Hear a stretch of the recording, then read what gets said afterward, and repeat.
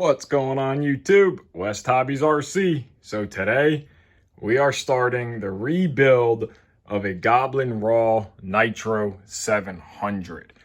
So we picked this model up used. It was a great deal.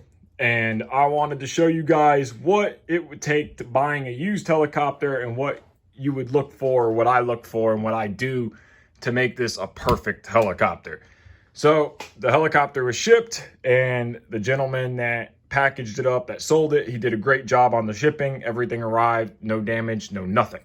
So now, of course, we had to get our own. We bought it as just engine and helicopter with switch glow. It was a complete kit, no electronics, exception of the switch glow. So we have our Icon 2 HD. So we will be running an HD with the separate power supply, power port. And we are running a Torque 0704T on tail and 2208 on cyclic and throttle, waiting on one more servo. So we're going to run two DSMX satellites for receiver power. Now we got a couple different parts here. So now the gentleman that sold the helicopter, he did a great job packaging everything up. He labeled all the bags. He did a fantastic job. He shipped it without the muffler. I put the muffler and the skids on just to test fire this helicopter yesterday, just to hear it run for a second, but it was literally just an idle. So what we have here is we're going to replace the actual carburetor arm with a aluminum from an OS, upgrade or OS part. And then we have a new engine belt because the engine belt has a little bit of wear in it. So we might as well throw a new one on there. We also are going to completely rebuild the head and tail. So we have new O-rings and dampeners. We have new tail thrust bearings, new head thrust bearings, as well as a new crankshaft or engine shaft with the starter keyway, because this one is worn out. As you can see down in there, it's been rounded out. So we're just going to throw a new one on. So the reason we're rebuilding the head is it's very gritty. The head's not smooth, and it's a gritty grip. Same with this side. It's very gritty and not smooth. This one's worse. And the same with the tail casing, which is in this bag. But we have our boom, everything laid out here. So this is just going to be a build part, probably two parts. So we're going to start on the teardown. Let's get this engine out of the helicopter. We got the upper canopy pulled off. We got the skids pulled back off. So now we're going to pull the lower canopy off and start with pulling the entire engine assembly out. Where we're at right now, we got it pulled apart. So we went ahead and pulled the entire transmission and head assembly off so we could get the engine out and get to this belt. We went ahead and we found a couple things. This gear has a little bit of up and down play, and this screw is stripped. So we'll replace that screw, add a shim here, clean this thing up really good, and we will start by tearing this head apart, rebuilding the head, and we can mount our servos, replace this belt, and then put this whole assembly back together. And then we got the head pulled off here, and we got our parts laid out here. So again, we have new thrust bearings and new dampeners. And again, this is the reason why I am going to rebuild it. The head is very, very gritty on both sides. Both grips are just, this one's worse.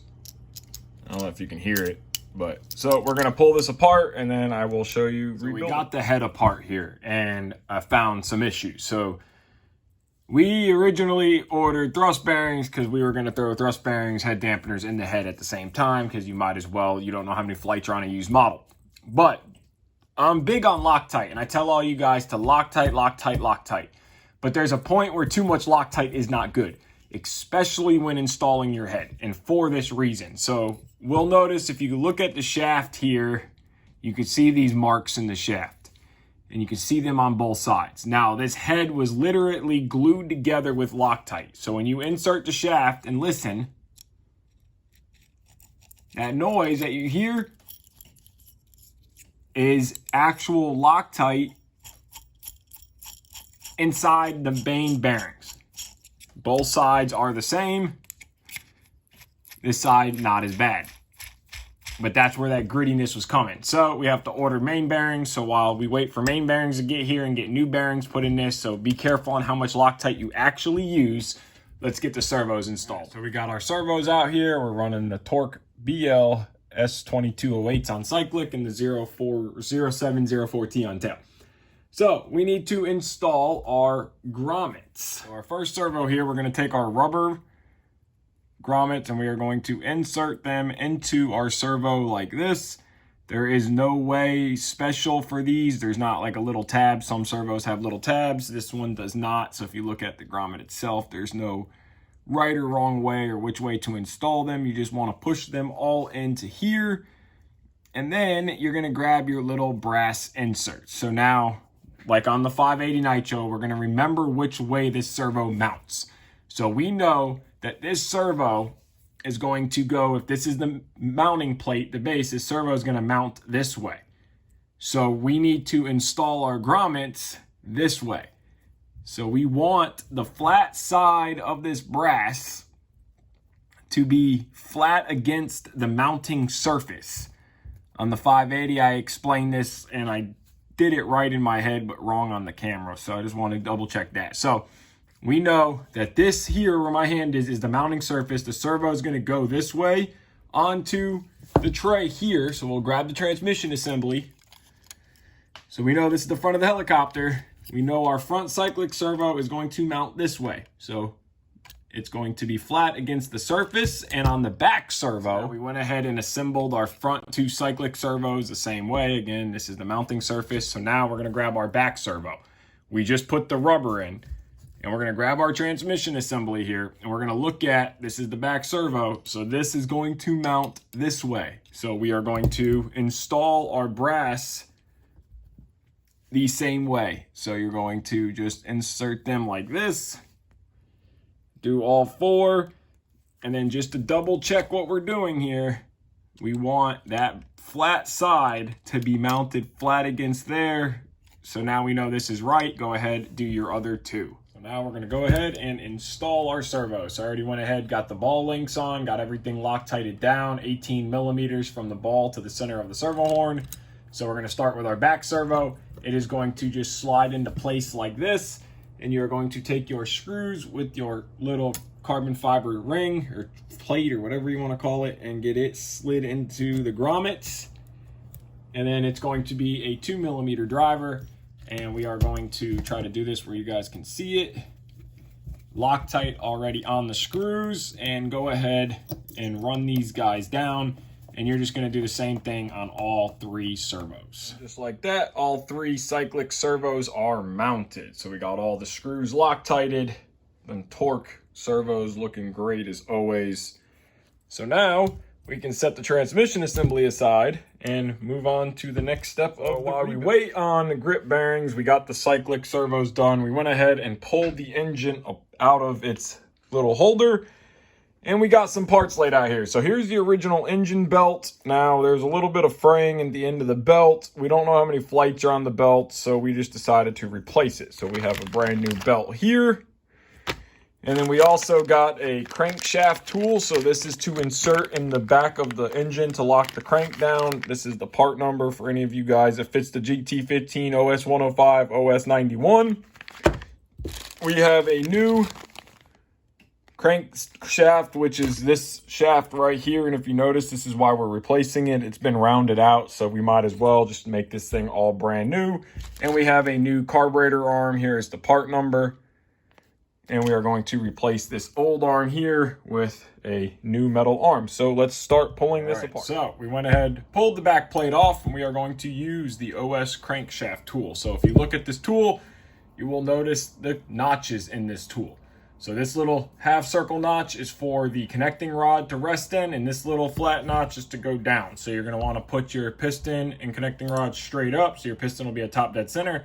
You're going to insert this with that little half moon circle is going to slide in, and you should see the piston moving a little bit while it's locked in. So now that is locked into place. So now we need a 15 millimeter socket. So using my good old snap-on tools. So now you're just going to rotate this till that pin locks, till this little thing locks, hold the engine, and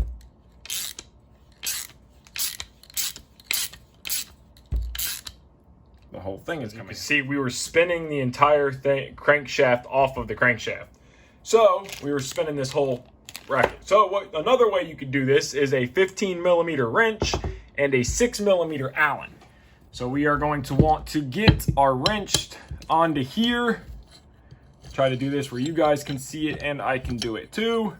It might be a little tricky. So we know that we want to spin this way. We're gonna insert our Allen to lock the crankshaft up.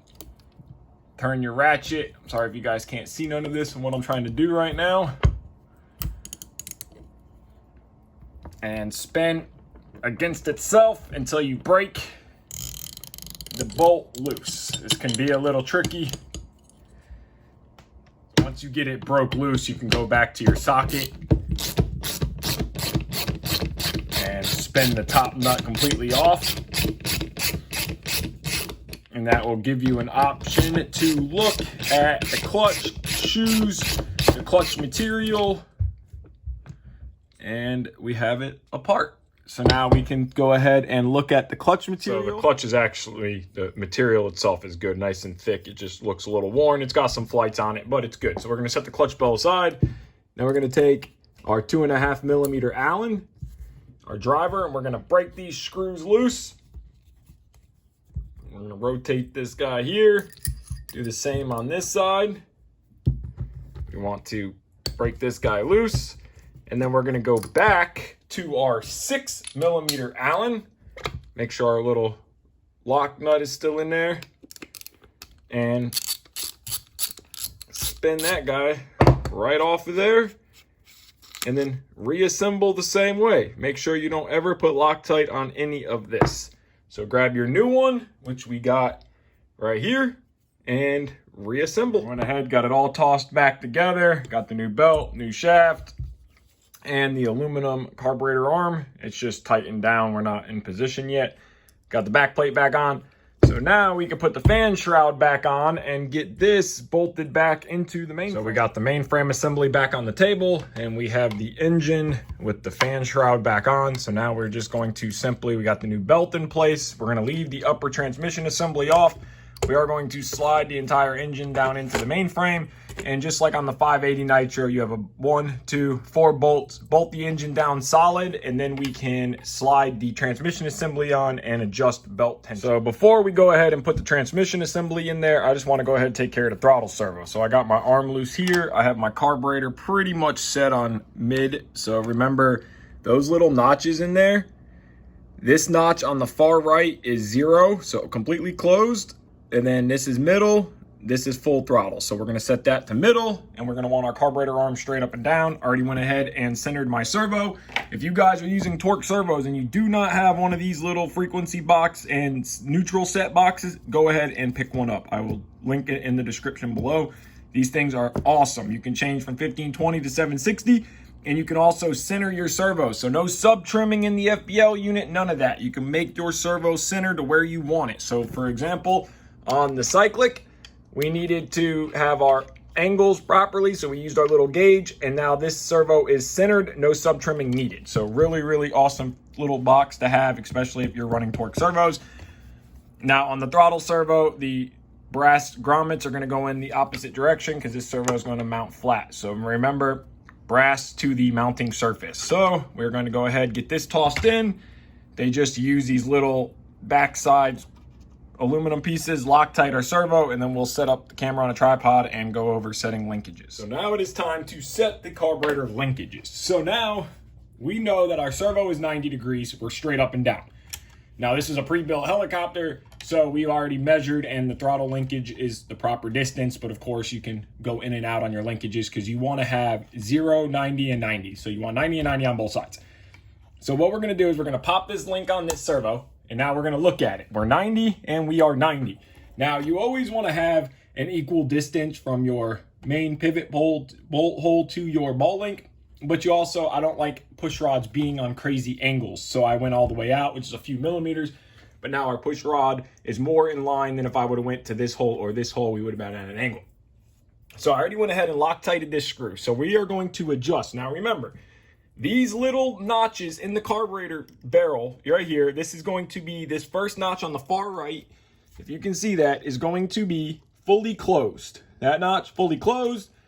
There's 3 notches here. The middle notch is carburetor 50%, and this is carburetor 100%. So we are going to position our carburetor to where our notches, there's a little notch right here. that little notch, we want to stay lined up with that. That's how we know right now we are at 50% throttle. I like to use a T-pin or a driver or whatever fits inside that hole. 2mm driver, we already put Loctite on our screw. So now at this point, you have to try and finesse this. So you're gonna want to try to get this at 50%, hold that while holding the T-pin and screwing down, I'm sorry, it's a 2.5mm driver, while doing all this at the same time and not moving anything so you can get a perfect 50%. It can take a few little tries. We know we're at 50, so now we want to hold the carburetor servo horn and crank it down.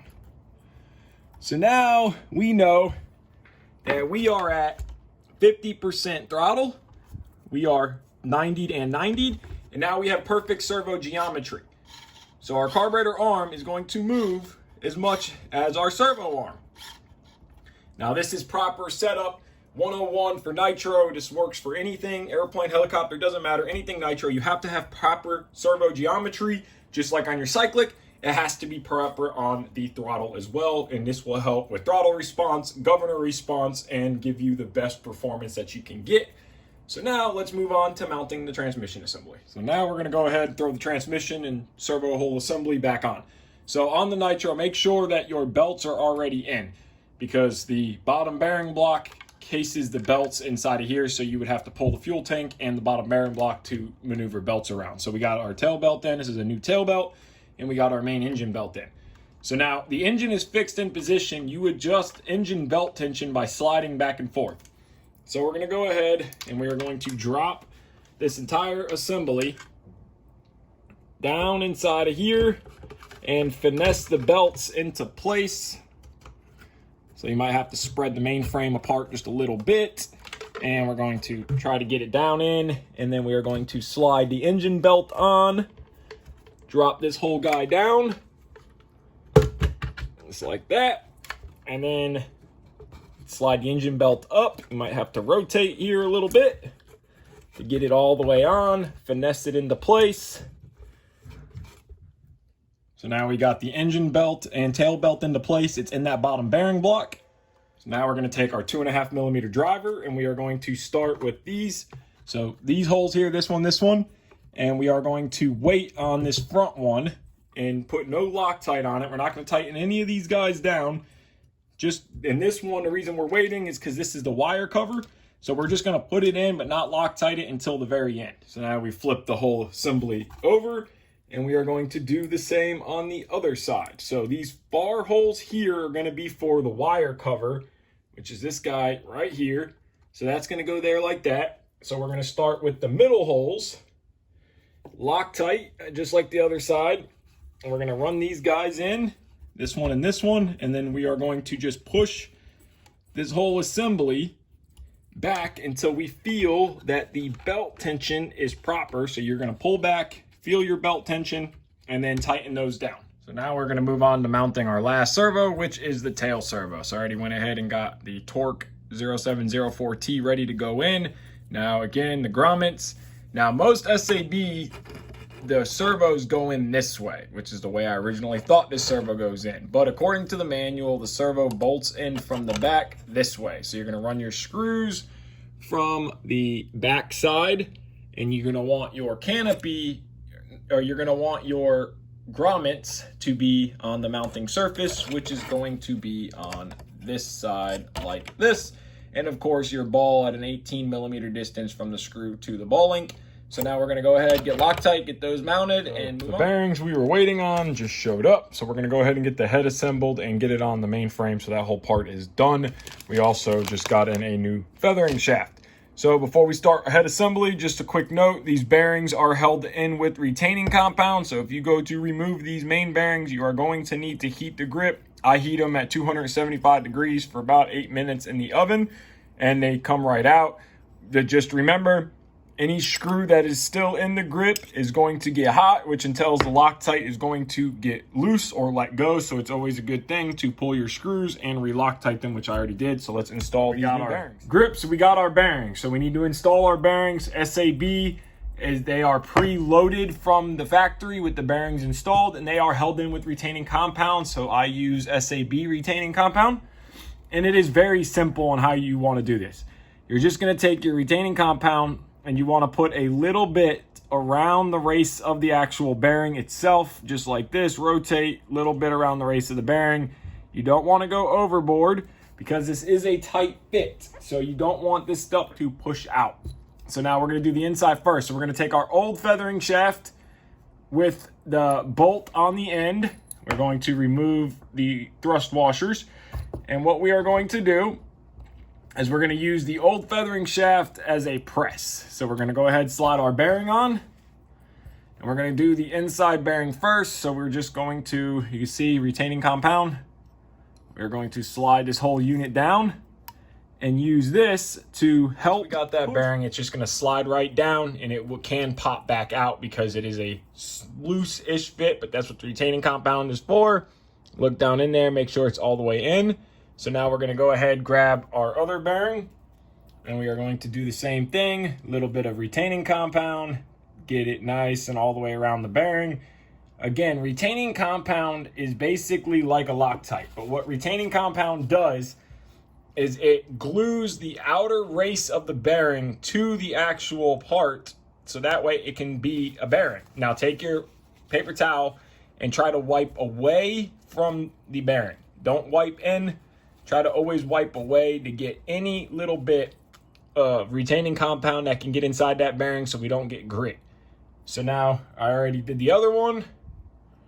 So both grips are done and installed. Our bearings are in. So now let's assemble the head block. So we have new dampeners now. So now I'm setting this one up like I've set all the RAWs up, the 580, 700, doesn't matter. I set them up same, 70 on the dampener, 90, and then the actual hard dampener. If you're an extreme 3D pilot and you're going to fly smack 3D, then go 90, 90 on your dampeners. So we have 70, 70, 90, 90. If you're a mild 3D or sport flyer, then just 70, 90 is fine. And this, I'm not a smack 3D pilot, so this is the way I set them up. And I haven't seen any differences. So I'm going to take my micro lube on my finger. Just need a little bit right now. And I'm going to do what I always do, okay? So I'm going to take a little bit of micro lube, and I like to lube up the dampener O-rings just so they're not going in dry. So we're just gonna go ahead, we're gonna put a 70, then we're gonna grab our 90, and we're gonna get it covered, and you can use whatever grease you want as long as it's not a petroleum-based grease, because petroleum-based grease eats rubber. And then you want to take your hard dampener and look at the ridge. The ridge side goes towards the bearing. So we're gonna slide it in there like this. So ridge side towards the bearing, and then we're gonna do the exact same. So we're gonna take a little bit more micro lube. We're going to lube up this O-ring. I like to just kind of roll it in there with my fingers. Don't worry about making a mess. Clean it up afterwards. But I like to know that the heads are greased and put together good, and I like to grease up these O-rings. Now we're gonna grab a 90, because again, I don't want nothing tearing when it goes together. Is it likely? No, but can it happen? Yes. So again, take your hard dampener, you want the ridge side out, that's what's gonna ride on the bearing. So now our head block is assembled, so now let's grab our thrust bearings and blade grips, and let's install the blade grips. I went ahead and laid the head out like I always do to explain this to you guys. So we have our head block and our blade grips. Now remember that we already have our bearings pre-installed, main bearings, but if you're building this new, you have main bearings already installed. So then we have our shim. Now you only need one shim to start with. After about 20 flights, check the amount of play in the head you're pulling it on the grips, and see if you have any left and right play on the grip itself. And if you need to, you can add a second one after everything wears in, but I've only ever needed one. So then we're gonna have a larger ID.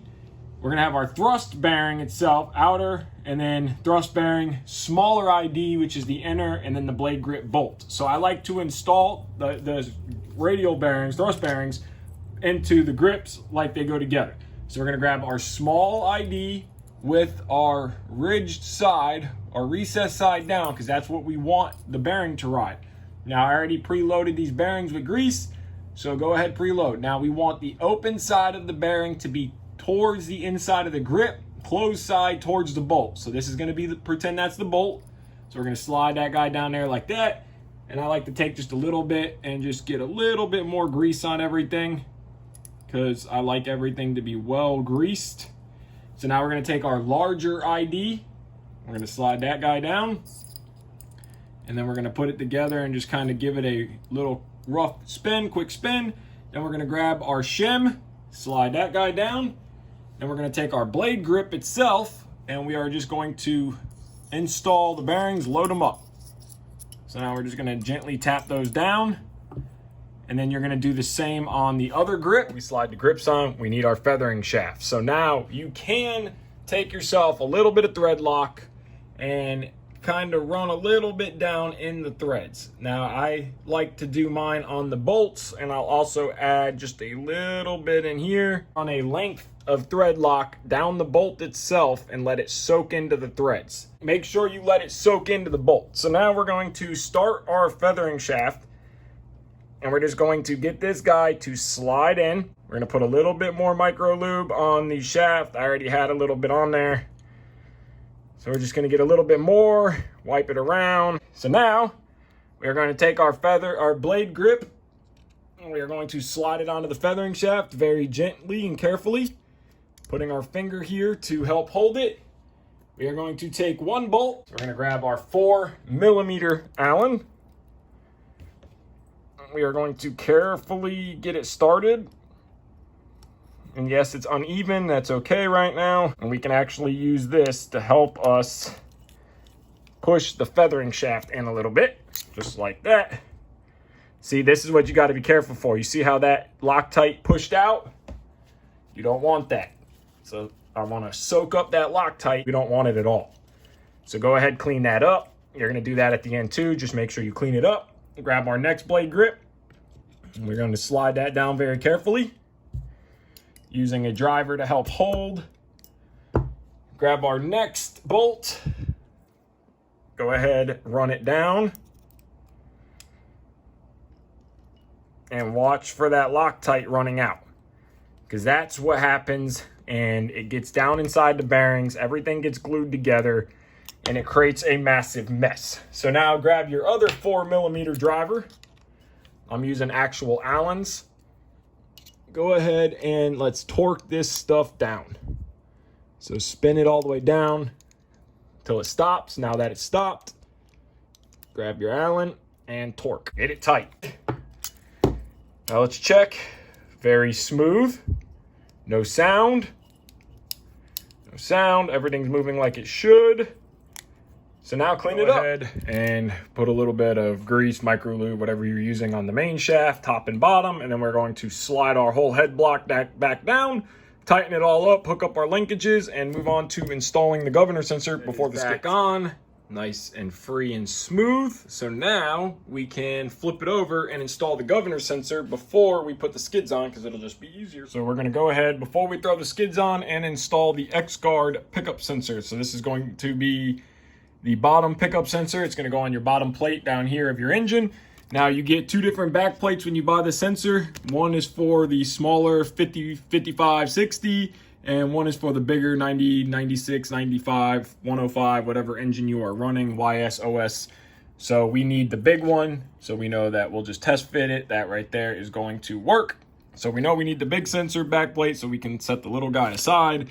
And you're going to get 3 screws and 3 nuts. 2 of them are already in the back of this one. On the last one I just installed, they were not in there at all, so check that.